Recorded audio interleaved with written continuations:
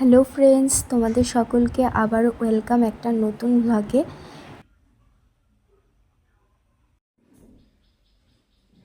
আজ কিন্তু সকাল সকাল কাজবাজ সেরে ভাবলাম পুজোটা দিয়ে নিই একবারে। সকাল সকাল যখন কাজবাজ সারাই হয়ে গেছে, তো পুজোটা দিয়ে দিলে না মনটা একটু ভালো লাগে। সকালে উঠেই কিন্তু আজকে ফুল তুলেছিলাম, তো ফুল রেখে গেছিলো। কোনো দিন থাকে এমন ফুল রেখে যায় না, তো তাড়াতাড়ি করে সকালবেলা উঠেই আগে ফুল তুলে নিই।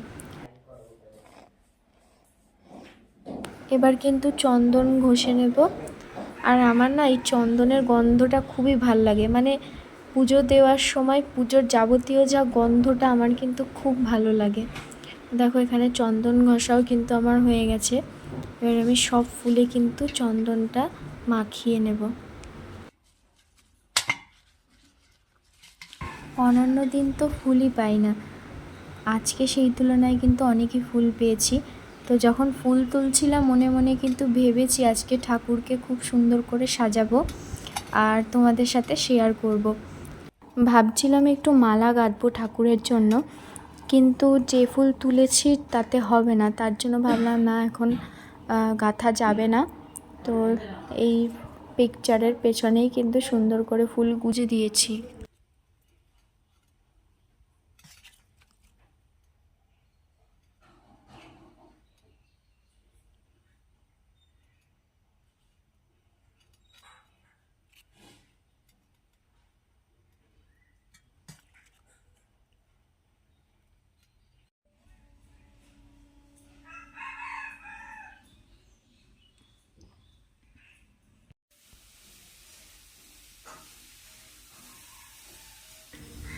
মাঝে কিন্তু কারেন্টটা চলে গেছিলো।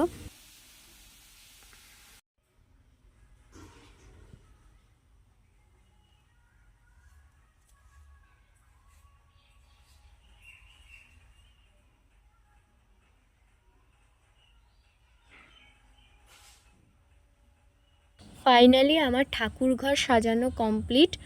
তো তোমাদের কেমন লাগলো তোমরা কমেন্টে জানিও, আর ভালো লাগলে লাইক করে দিও। আবার পরের ব্লগে তোমাদের সাথে দেখা হচ্ছে।